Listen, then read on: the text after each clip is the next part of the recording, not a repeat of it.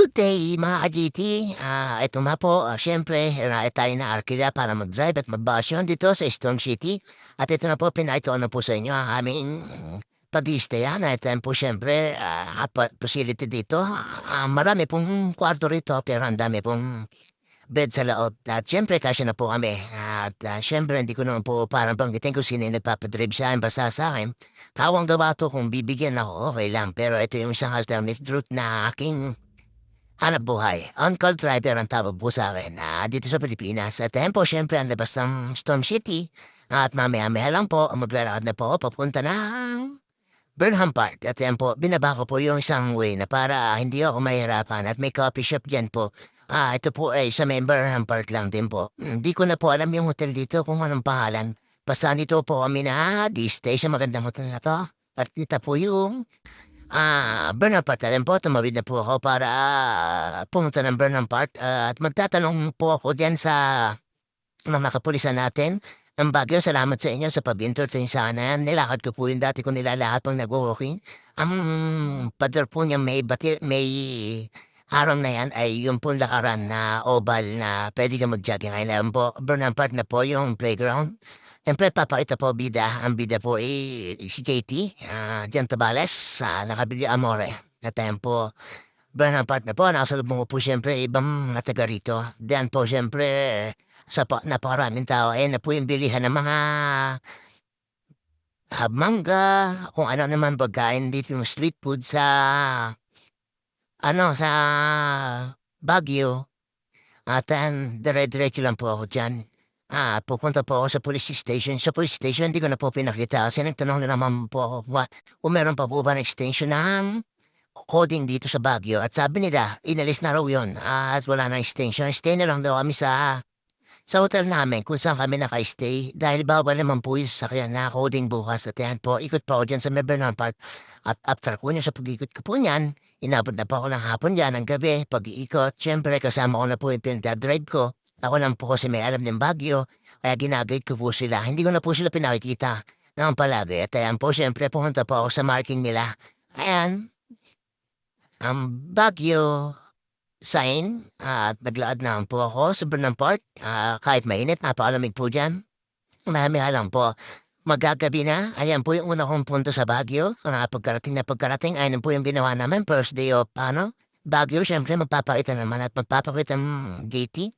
Yan man o pwedeng hindi magpapakit yan. Syempre, yan ay ugali niyan. Magpakit sa video. Na then, dire-diretso ate, shoutout sa'yo.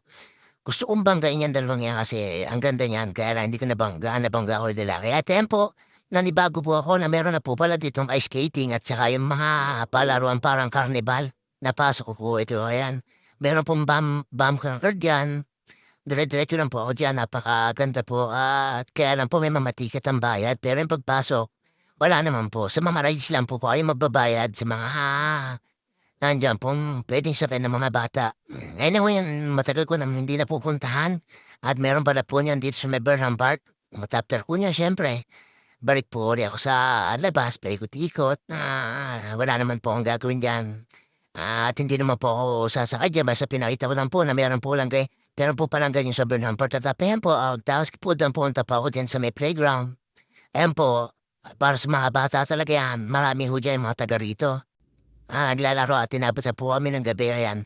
Dumaan po ako sa footbridge papuntang SM. At siyempre po, sa SM Baguio, dumiretso po ako. Kasi hindi pa po ako nakakapasok ng SM kahit anong SM. Taga-Alamba po ako, may SM Kalamba po. Pero never po ako nakapasok ng SM. Dito ako pumasok ng SM sa Baguio. At napakalamig po, ayan, tumawid na po ako. Yung kabilang hong yan ay Baguio na. At nakita po yung bansa ng harapan ng Cordillera University siyempre natuwa na ako kasi alam po naman ang katapat niyan ay SM Baguio at ayan po siyempre dire-diretso lang po ako diyan at nang nakaarating ako sa mismong pinto ng entrance ng SM Baguio siyempre ah, pinakita ko po ayan po ang sweet-sweet nila at ayan na po siyempre papasok na po kami diyan at may ilaw po at after po namin mag-SM at may binili lang po diyan para sa pangangailangan dito sa Baguio, yung mga water namin, kape, kailangan mo rin naman yon tapos yan, papasok na ako kami diyan sa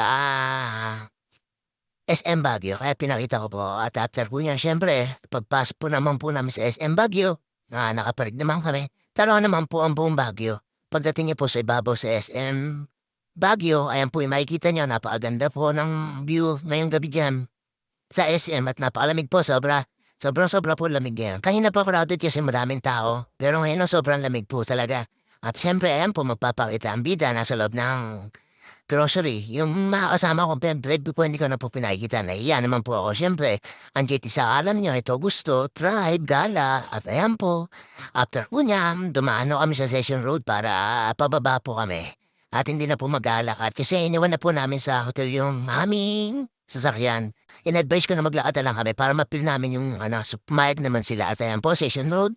At mga JT sa alam, siyempre, hindi na po ako magpapakita pagod sa paglalakad. Kaya ayan, babus mga JT sa alam niyo na yan, nalimpakita ni JT sa alam yan, babus.